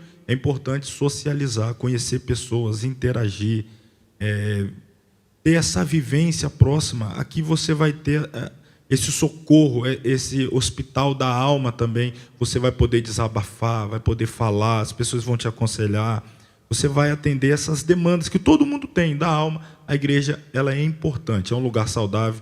Via de regra, são pessoas que têm o mesmo propósito. É claro que tem as exceções, mas via de regra, as pessoas que têm o mesmo propósito espiritual. Então, onde você vai poder ter o seu filho junto de outras crianças que servem ao mesmo Deus. Vamos dizer assim, né? Volto a dizer, tem as exceções porque tem outros pais que não vai criar dentro da mesma visão e do mesmo propósito. Mas você não vai encontrar em outro lugar. É na igreja que você vai encontrar pessoas de uma família mais equilibrada do ponto de vista da visão espiritual que temos. Então, é importante a igreja para essa socialização. Eu acredito que no Brasil a gente não esteja ainda nesse nível de isolamento. Temos também, é claro, mas dado que aqui a condição social do Brasil é um pouco inferior, é inferior à América, então nem todas as necessidades de um adolescente é suprido lá como aqui, para ficar isolado. Mas a gente tem casos também, a gente conhece situações, mas é triste quando acontece no meio da igreja, não é? Filho de crente vivendo essa realidade, quando poderia estar experimentando a socialização com outros irmãos, tendo as experiências espirituais, batismo com o Espírito Santo, que era comum em gerações passadas, hoje é mais difícil. Então, eu acho isso perigoso, muito perigoso. Por exemplo, a questão, se a gente entrasse também, mas a gente socializa através da rede social, continua no mundo isolado dele ali. Sim. Um dos pontos que me fez, aqui agora contando uma experiência pessoal, que me fez abrir mão da rede social. Fiquei um tempo, foi bom, mas as pessoas dizem assim, a rede social... Pastor Márcio não tem Instagram. Não tem. Tem Face? Não tem Facebook. Meu pai, nós vamos converter ele. Não, mas o que acontece? O que foi um choque de realidade já para muitas mim, pessoas me pediram o seu Instagram. Ele é dá o crente. WhatsApp. Não. Eu não quero parecer assim, esse extremo que é santidade e o outro não é. Isso também teria hipocrisia. Como a gente diz assim, tudo é bom sabendo usar. Então eu me enquadro naquela categoria do que não soube usar e resolveu abrir mão. E quando foi que isso bateu forte assim? Mais uma vez, eu não percebi, ela percebeu, em uma igreja, depois de ter pregado, foi uma bênção, o povo assim, foi abençoado pela palavra, foi extraordinário aquele dia a forma como Deus me usou. Mas quando o culto terminou, a gente saiu para o ambiente, como tem aqui a igreja, de jantar, de socialização. E as pessoas queriam socializar comigo, chegar perto do pregador, apertar a mão. O próprio pastor queria falar comigo sobre o culto e tal. E eu me fechei ele no celular para ver o que estava acontecendo. E as pessoas queriam, e eu não percebi. Ela falou, você não notou, né? Mas as pessoas queriam chegar perto de você, tirar uma foto, dar um abraço, mas você viveu aquele ambiente do culto maravilhoso, as pessoas queriam estender ele com você ali, mas... Aí eu percebi, nossa, aqui me tirou de perto das pessoas. Se eu não tomar cuidado, isso vai me tirar de perto da família, da igreja. Sim. E aí eu falei, quer saber, vou pro radical. Então... Sim. Não, legal. Que bom. Eu me sinto incomodado também quando eu estou na mesa com as pessoas e a turma no telefone. Nossa, me dá uma agonia. Eu fiz uma pergunta, mas eu não tive a resposta e eu pulei e vamos voltar um pouquinho. Essa é da Natália, né? Para ela falar, né? Lado financeiro, milagres que vocês viram, acho que vocês não responderam. Alguma coisa, alguma experiência, talvez não financeira, mas de Deus cuidar de vocês. Tem alguma coisa que vocês podem contar? Algo que vem na mente? Contas a pagar, perto de chegar a oferta. O boleto ali olhando para você, você olhando para o boleto, e não tinha o dinheiro, né? Vai chegando perto, vai chegando. Aí quando vai vencer no outro dia, e no dia anterior você recebe uma ligação de alguém que você não espera. Olha, eu estava aqui orando, e Deus tocou no meu coração, fazer um depósito para você. Teve isso, Márcio? Já teve isso no nosso ministério? Teve. Aí eu não sei o número da sua conta, você pode me passar para eu fazer o depósito? Eu passava o número da conta, e era exatamente ali o do boleto. Com ela aconteceu de quando... Aí conta aquele quando você saiu do emprego, a gente foi numa cruzada lá no Rio de Janeiro, na rua, Como eu disse, como eu saí do emprego, não fizeram depósito dos meus direitos, né? Mas estava tranquila. E aí fomos pregar no Rio de Janeiro lá, numa zona bem, né? A zona que eu nasci. Eu fui criado. Uma zona assim, bem, aquelas fala aí. bem de filme Descobriram, mesmo. o homem é carioca, descobriram. E, Bem, onde eu fui criado. em cima do morro, assim, fizeram um negócio ali de pregação, a gente estava ali. E eu sentada, tinha pregado um dia antes, aí na ocasião ele pregou à noite, aí eu sentei, fiquei ali. Aí chegou uma mulher, assim, do meu lado, com um envelope, e falou assim, não sei porquê, mas toma isso aqui, Deus que mandou. Aí, e eu estava tão assim, eu falei, misericórdia, deve ser cheio de pedido de oração. Porque o ambiente era carente, era pobre. Isso. Era onde eu cresci ali, num lugar que você não vai imaginar que você vai Sim. tirar nada. Vai sair agora, nada. A gente foi lá para dar e... Aí eu fiquei... Me bateu assim um negócio... Ai, misericórdia, até aqui. Deve ser um papel assim, cheio de nome de oração. Né? Eu falei, vou nem olhar. Enfim, dentro da bolsa, agradeci. Aí fomos para casa. Aí eu até fiquei com medo. Falei, Jesus, tem misericórdia. Aí eu até sei o que é. Aí abri. Aí era o valor de, né, 1 mês de salário do hospital. Aí Deus falou assim... Uau. Você é boba, foi no né? mês depois que ela saiu, que a gente foi.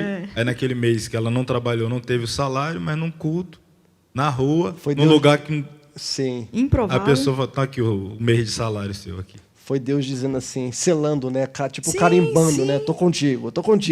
Tamo junto. Isso aí, Isso tá aí. até hoje, graças a Deus. Não sai de hoje. perto, não. Como Amém. aquele hino, né? Não me deixe. Não deixe, não.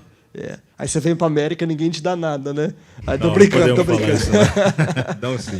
Mas Deus sempre cuidou. Sempre Que cuida, bênção. cuida sim. Eu digo que a maior parte de todos os meus utensílios de uso proveniente de ganho. Que bênção. Que Eu quase não bênção. compro nada. Nem eu, nem Rebeca, nada. E como eu digo, né?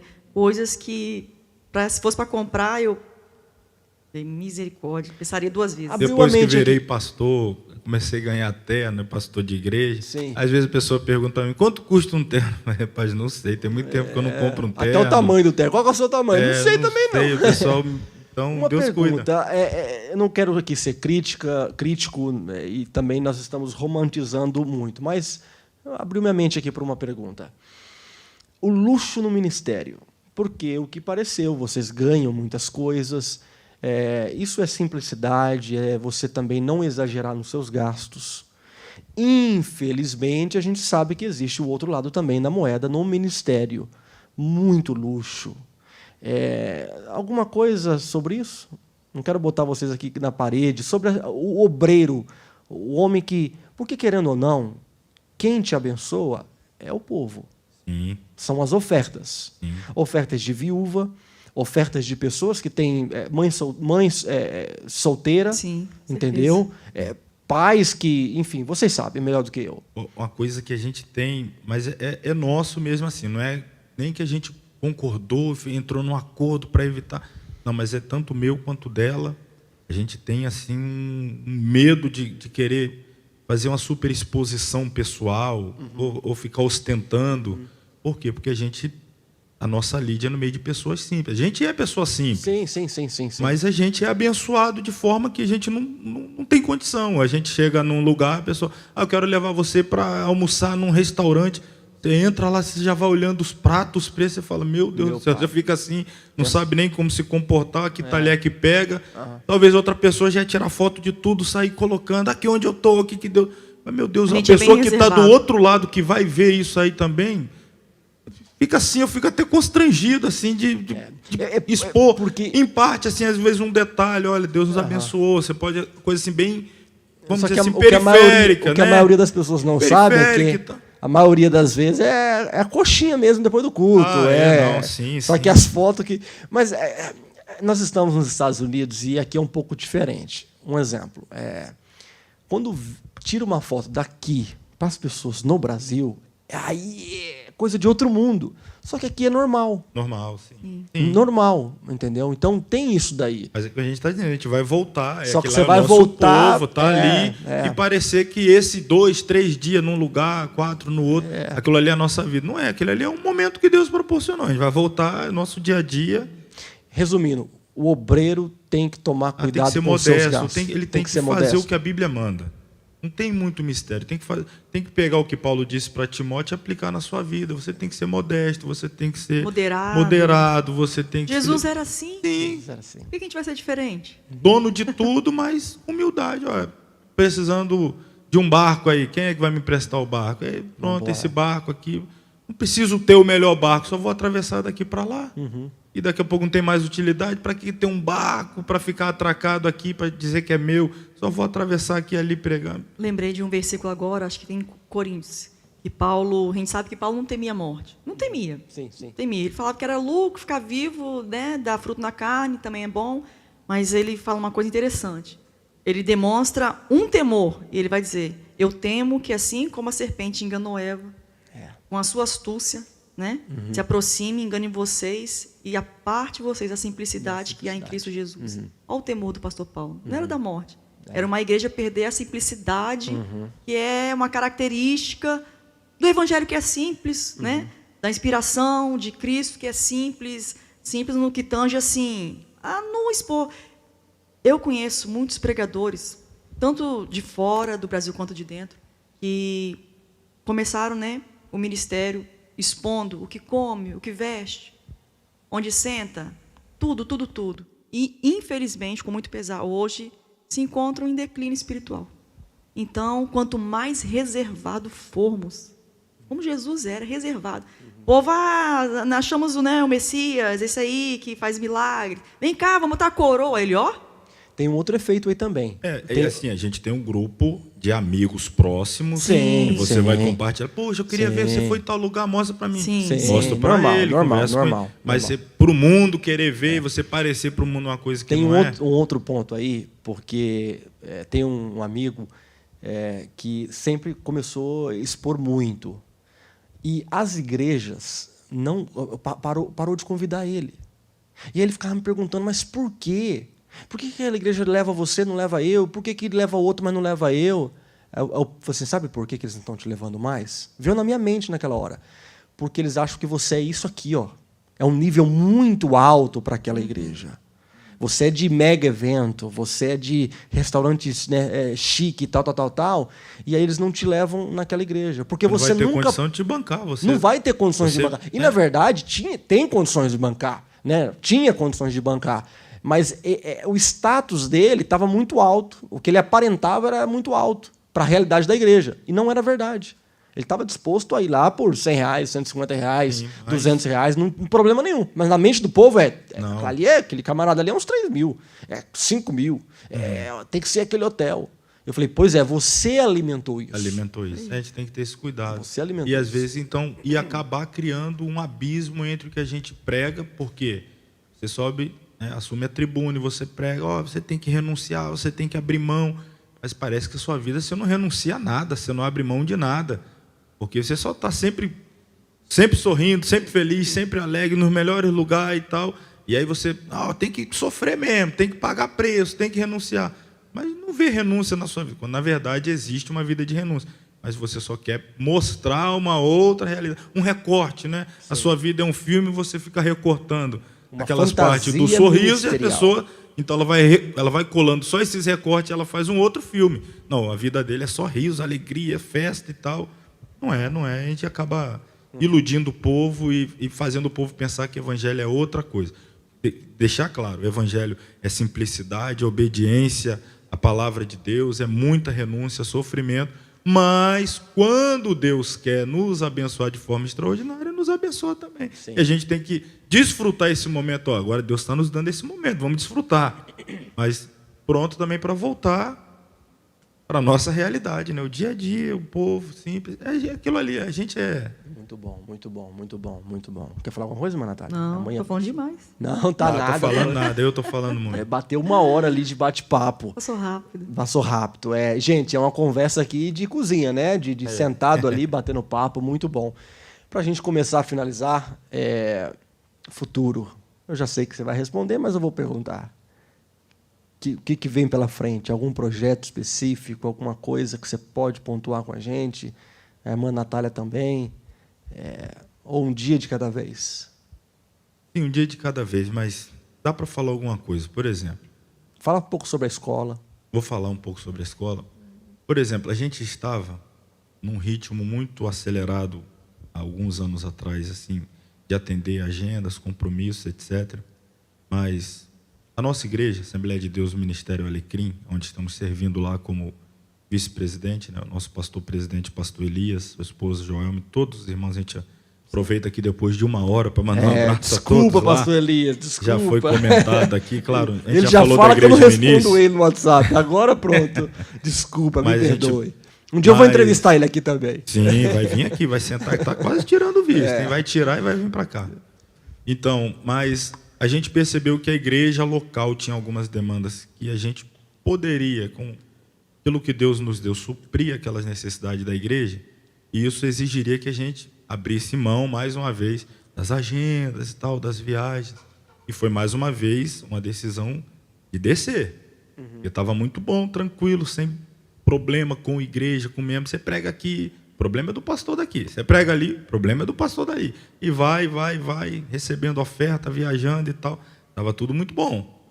Mas aí, a nossa igreja, que sempre foi o nosso suporte espiritual, que sempre esteve por trás, sempre nos apoiou, ou seja, tem muito da responsabilidade da gente ter chegado também onde chegou, é estar por trás, orando, apoio ministerial, pediu pela nossa ajuda. Não é que pediu, a gente estava vendo que a igreja precisava e a gente está fazendo... Não, a gente falou, ó, agora a gente vai ter que parar e descer para poder estar junto com a igreja aqui. E a gente, então, assumiu essa responsabilidade. E começamos a dirigir uma congregação. Depois o nosso pastor nos procurou, né, me procurou e disse, olha, estou com dificuldade numa outra congregação, mais distante, mais carente, e eu não sei quem enviar para lá. O pastor estava falando comigo pessoalmente, falei, pastor, o senhor está com a necessidade, o senhor está falando para mim, agora eu sei da necessidade, o que eu posso dizer para o senhor, se não, eis-me aqui. Eu vou fazer de conta que eu não sei, o senhor está falando para mim que tem a necessidade, eu estou aqui. Você nunca foi um obreiro de ficar se impondo? Não. Aí fui para lá. Aí ficamos nessa congregação, que você já esteve lá conosco, é uma região mais carente da nossa cidade. O pastor Bruno já esteve lá, alguns irmãos aqui de Bridgeport também. E ficamos lá 3 anos, enfrentamos a pandemia nessa região mais difícil. Estivemos lá trabalhando com crianças carentes, você esteve lá. A igreja daqui já nos ajudou muito de ter que alimentar as crianças, dar janta, enfim, fizemos esse trabalho e às vezes... Antes a gente recebia as ofertas para nós, pessoalmente, agora começar a pedir para poder ir ali para a igreja, para poder comprar o alimento, para poder trocar uma geladeira que estava antiga, né? Conheci ontem o irmão aqui, não vou falar que de repente ele não queira que fale, mas o irmão daqui da igreja enviou oferta para comprarmos a geladeira, compramos. Então a gente ficou focado em ajudar a igreja. Depois o nosso pastor solicitou que a gente viesse para a sede para estar lado a lado com ele. Nós nos deslocamos para a sede. Então, o que eu estou dizendo assim? Qual o projeto? A gente deixou claro um para o outro e para o nosso pastor. Se o senhor precisar da gente... Então, às vezes, a gente se furta de fazer um projeto, eu sempre falo com ele. Pastor, estou pensando em ter esse projeto, mas se de repente houver uma necessidade da igreja que entrar em conflito com esse meu projeto, aí eu quero que o senhor me diga, eu posso ir adiante com esse projeto? Ou o senhor tem alguma coisa em mente em que eu e minha esposa estejam envolvidos, de repente o senhor está orando, não é o momento de falar, aí eu começo com alguma coisa, então, se o senhor tiver, eu estou aqui à disposição, agora se o senhor me der liberdade. Então, nesse ponto que eu tenho muita liberdade mesmo, assim, é com a escola teológica. Escola Teológica Shema, a gente dá aula às quartas-feiras. Eu comentei com você esse ano, quando a gente começou, né, que eu voltei para a sede, voltei a dar aula, aí... Eu fiquei perguntando, Deus, e agora o que vai ser? Eu vou voltar com a escola e a gente tem as nossas necessidades e, para surpresa minha, a gente voltou com a turma lá para a sede e a turma desse ano começou com 150 alunos. Que bênção. Que bênção. Hoje a gente está, claro, sempre vai diminuindo, mas hoje, estamos agora no mês de julho, chegando a agosto, estamos com 120 alunos presencial e temos muitos alunos à distância espalhados. Eu vim aqui, a princípio, América esse ano, para atender uma turma lá em Nova Orleans, dar uma aula para eles. A gente tem 7 alunos ali. Temos aluno em Portugal, temos aluno na Inglaterra, temos aluno em várias partes do Brasil. Então, a escola me dá um suporte. E como que você faz, só para o pessoal saber? Pessoal, quem quiser, entre em contato com o pastor Márcio. Tem alunos na Europa, na América, tem alunos, né, presencial. E como que você trabalha com eles? Você manda vídeos? Só para o pessoal saber. As nossas aulas são transmitidas ao vivo pelo nosso canal do YouTube, né, da Escola Fala Teológica o nome do canal. Shema. Como? Escola Teológica Shema. O Shema é a palavra hebraica, né, que significa ouvir, dar ouvidos à palavra de Deus. Então é S-H-E-M-A. Shema, S-H-E-M-A. Procurando aí no YouTube, você vai encontrar. Então, nossas aulas elas são transmitidas ao vivo e, consequentemente, depois ficam disponibilizadas ali no YouTube para ser acessada futuramente. Só os alunos têm acesso? Ou não, é público? livre. É livre. É livre. Por quê? O que acontece? Porque eu aprendi com o meu mentor. O pastor que me ajudou a começar, e era também de uma escola, o Instituto Enon. Hoje ele já partiu para o Senhor ano passado, fez um ano nesse mês, pastor Joel Machado. Quando eu comecei, ele pegava todo o material dele, da escola dele, tinha muito aluno, e quando ele me viu começando, ele me deu todo o material e ele disse, olha, usa tudo, se precisar de mais, você terá mais. Ele me dava aula de grego na igreja dele, eu e ele só lá sentado, ele dedicava 1 hora, 1h30, não cobrava nada, e ainda insistia, falou, e você vai e ensina, e não diga que você aprendeu comigo. Pode ir, não precisa falar a sua fonte, não. Eu só quero que o reino de Deus avance. Aquele negócio ficou assim em mim, de uma forma. Eu disse, não, eu tenho que reproduzir isso. Eu vou ensinar e quem quiser aprender sem pagar absolutamente nada, vai entrar lá assistir os vídeos, vai assistir o curso fazer teologia todinho. grátis, entre em contato Sim. com o pastor Márcio. Só que aí, você manda os livros, eu tô brincando. Aí o que acontece depois é justamente o contrário, a pessoa fica constrangida. Pastor, eu estou aqui sobre dar tudo isso, a escola lá eu pago tanto, não me dá 10% disso, está tudo aqui, eu ligo para o senhor me atende, eu mando mensagem no WhatsApp, pergunto, o senhor me responde, sem eu ser seu aluno, como é que eu faço para ser seu aluno? Aí ele vai querer adquirir o material. Essa semana mesmo começou um angolano, que mora em São Paulo, é pastor. Ele falou, pastor, estou há anos assistindo seu vídeo, agora Deus me cobrou, eu preciso adquirir os materiais. Aí começou a fazer o depósito para pegar os materiais. Mas mesmo que não fosse o caso, não é o caso de Deus estar me cobrando. Eu usei o exemplo que ele disse. Se a pessoa quiser fazer o curso todinho sem pagar nada, está lá no YouTube disponibilizado. Que bom, que bom. E qual o diferencial do aluno que paga? Ele vai ter o material. Sim. Eu vou enviar para ele qualquer lugar do mundo. Chega, né? Qualquer lugar do mundo eu mando o material. E eu estou disponível para ele no WhatsApp. Todos os meus alunos vão poder atestar isso. Me chamam no WhatsApp a qualquer momento. Não de madrugada quando eu estou dormindo, mas eu atendo, respondo, tiro dúvida. Com os alunos aqui da América, uma vez no mês, quando a gente fecha o livro, eu faço a videochamada, entro à madrugada lá, por causa do fuso horário, 2 horas de aula com eles na videochamada. Então a gente dá todo o suporte e atenção necessária. Entra lá, Escola Teológica Shema. Eu vou deixar aqui já até o WhatsApp, depois talvez uma edição. Pode falar agora, fala agora. Então, o Brasil, né? Já vou colocar assim, mais 55, não sei de onde você está assistindo aí no mundo. Nosso código de área é 27 e o meu número é 999 100 302. Fácil. Código de área 27 999 100 302. Pode chamar lá no WhatsApp. Eu vi o podcast lá daquela vez. Sim. Eu sou daqui da África, eu sou daqui da Ásia, eu sou daqui de Bridgeport. Chama lá e a gente vai dar todo o suporte aí. Que a gente puder ajudar para melhorar a qualidade também da exposição bíblica nas igrejas. E a gente puder contribuir. Estamos aí para contribuir. Amém. Pessoal, eu acho que, de certa forma, acho que 1 hora e pouco, acho que foi um bom papo. Pastor Márcio, eu agradeço. Quero dar a oportunidade para vocês falar aí as palavras finais, irmã Natália, mas desde já agradeço por estar aqui. Amanhã vocês voltam, né? Ou melhor, vão para outro estado amanhã. Sim. Mas, enfim, vocês são bem-vindos sempre. Falo aqui em nome da igreja, tá bom? E fala alguma coisa aí pro povo. Deus despede, quiser, irmã ano Natália. que vem, na mesma data, na mesma época. Já virou carimbo, né? Porque o pessoal lá chama a gente da imigração, irmão, já até sabe. Tal data ele passa. Ele já sabe que eu vou sair também, não agarra não, que sabe que eu entro e saio quase na mesma perigoso época. Um dia entrar e não sair, mas Deus sabe fazer os negócios. Deus é quem está no comando. Olha o pastor como a gente Elias pregou assistindo ontem, né? lá, o pastor Elias assistindo. Mas o que a gente diz aqui, diz de público. Deus está no comando. Se mandar aí para o Vietnã, para a América, enfim. Primeiras damas aí no encerramento. Vamos lá. Agradecer, né, primeiramente a Deus. Agradecer também ao pastor Bruno pela oportunidade. Passa muito rápido. Não está aqui, mas passa muito rápido. Vai dar 1h30 já da tarde aqui.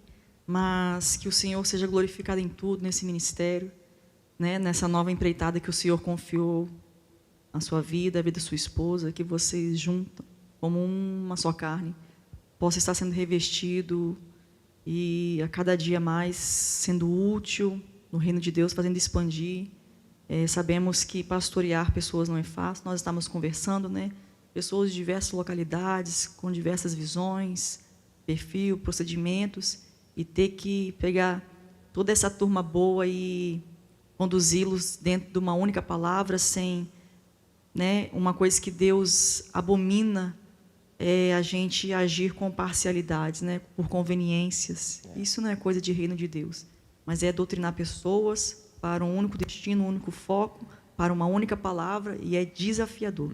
Mas creio em Deus, e todo o suporte do céu estará sendo disponível a vocês e fazer prosperar esse ministério tão abençoado. Que Deus possa abençoar cada dia mais nossa palavra de louvor e gratidão aqui por toda essa estadia que o Senhor nos proporcionou e continuar fazendo avançar o reino de Deus nessa localidade. Amém. Agradeço por tudo, em nome de Jesus. Amém. Eu não sou entrevistador não, mas eu vou dar uma instigada nela para ser mais pontual, porque em alguns lugares por onde a gente passa, a gente percebe, e foi até o que a gente começou um pouco na conversa aqui, a gente percebe que a esposa não cumprindo o seu papel de auxiliadora, que não é um papel inferior, questão da submissão, como ela explicou, significa estar sob a mesma missão, então é lado a lado na mesma missão.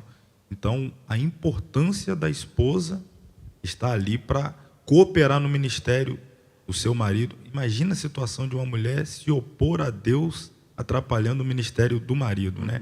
Se colocar como uma pedra de impedimento no que Deus quer fazer na vida de uma pessoa por conta, não sei, de alguma questão pessoal. Então, eu estou levantando a bola aqui para ela cortar para falar agora, não é slogan de loja feminina, não, mas de mulher para mulher, né? Sobrou já ia terminar. A gente vai terminar. Isso é antiético não, né, pastor? Eu pedi aqui um parênteses aqui. Estão em casa, né? Vocês mandam aqui, vocês mandam. Então, pedir, né, rogar a Deus pela compaixão, como Paulo fez em Romanos 12, né? Eu rogo pela compaixão de Deus, que o Espírito Santo possa iluminar, abrir a mente, trazer ao coração das irmãs aqui na América a fundamental importância de somar na obra do Senhor, porque, né, o pastor Márcio diz, a irmã Natália é que fica ali me incentivando. Mas por quê? Porque eu descobri uma pérola divina, foi revelada a mim. Porque se eu abençoo meu esposo, se eu dou suporte, né, na qual é da minha competência, ele sendo abençoado, a minha casa vai ser, minha família vai ser, como sacerdote, como líder do nosso lar, eu e Rebeca vamos ser beneficiados. Então, né, eu trilho por esse caminho, porque eu sei que vai cobertar minha casa dessas bênçãos espirituais, financeiras, ministeriais, enfim, em todas as esferas. Sim. Então, que as irmãs possam se posicionar, possam de forma humilde, né? Nós estivemos pregando ontem, eu falei sobre a mulher de Ló, aí foi muito interessante, porque ali o versículo vai dizer que Ló demorou, né, como se ele estivesse retardando ali, e o ser angelical forçando a família a sair daquela zona de perigo, e Ló demorando, mas na segunda carta de Pedro, capítulo 2, versos 7 e 8, vai dizer que Deus sabe, né, livrar o justo Ló, e ele estava afligido, afadigado daquela vida dissoluta de Sodoma. Como é que se explica isso? Um marido que está fadigado do sistema corrupto, mas quando Deus dá uma oportunidade de livrar a família, ele demora. Tinha a esposa por trás, que ficava ali, ó, influenciando, botando o pé no freio e não, aquela coisa. Então, que o casal em si avance na mesma visão, no mesmo propósito, na mesma passada, na dependência, na humildade, falando a mesma linguagem, porque, irmãs, Deus é Deus. E Deus tirou Nabal da vida de Abigail. A gente tem que falar esses relatos bíblicos. A gente precisa gerar temor no coração através da palavra. E não é só historinhas bíblicas. São relatos verídicos, onde Deus foi o atuante, o protagonista da história de famílias, casais, com um chamado. A mulher de Ló virou estátua de sal. Né? E, espiritualmente falando, pessoas que perdem vigor, perdem dinâmica, entra num estágio de apostasia, de frieza, de mornidão, de apatia, de paralisação. E Deus tem. Então, mulheres da América, que vêm do Brasil, enfim, seja de qual origem for, mas que estão aqui em nome de Jesus. Não sejam pedra de tropeço, não retarde a obra que Deus tem, porque o casal foi chamado e é uma só carne. Então, se o marido for abençoado, a esposa com certeza também será, e os filhos também usufruirão dessa bênção. Então, que Deus possa abençoar, alertar as mulheres, que sejam disciplinadas, equilibradas emocionalmente, e estejam juntos, porque é só bênção de Deus que virá. Podia terminar o podcast sem esse conselho? Não podia. Não podia, eu sabia que tinha essa necessidade. Então, aqui também a minha palavra de gratidão, pastor Bruno, a toda a igreja aqui em Bridgeport, a todos os irmãos, sempre nos recebem muito bem. Cada ano que passa, a gente faz mais amigos, se sente mais em casa, já sabe o nome de boa parte da igreja, exceto aqueles que estão chegando mais recente. Mas nós agradecemos a Deus por esse carinho, pela vida do pastor Bruno, da irmã Joyce, filhos, toda a família. Nós glorificamos a Deus pela sua vida, pela igreja. E a minha palavra também para todos os irmãos, os varões de Deus, obreiros, e também que tem as suas esposas que tem chamado, que tem aqueles também que são machistas, que às vezes atrapalham o ministério da mulher. Eu fiz até esse curso aqui, Homem ao Máximo, que é um curso de despioramento de homem, tá? Eu dei esse título ao curso. Que legal. Eu fui lá para tentar dar uma despiorada. E é importante entender também o papel do homem, que não é ser machista, exigir tudo do jeito dele, da forma dele. Em oração, uma vida espiritual equilibrada, a gente sempre vai entender o direcionamento de Deus para a família e vai avançar, e o nome do Senhor vai ser glorificado. Meu abraço a todos que estão acompanhando, a todos lá do Brasil, da nossa igreja, o nosso pastor, os demais obreiros, todos os irmãos, e até breve, até quando Deus quiser. Forte abraço. Amém. Pessoal, eu que agradeço. Se você assistiu até agora, só falta fazer uma coisa só. Se inscreva no canal, dá o like, aperte o sininho, ou se você está ouvindo aí pelas plataformas digitais, Spotify, Deezer, enfim, procura aí nas redes sociais. Pastor Márcio não tem, mas... Vai na Escola Teológica Chamar no YouTube lá, entra lá. Isso, Instagram nosso, Edificando Vidas, ou da igreja, AD Bridgeport, do pastor Márcio aí no canal do YouTube, tá bom? Enfim, que Deus te abençoe, que Deus te guarde, que Deus te proteja, em nome de Jesus. Amém. Amém.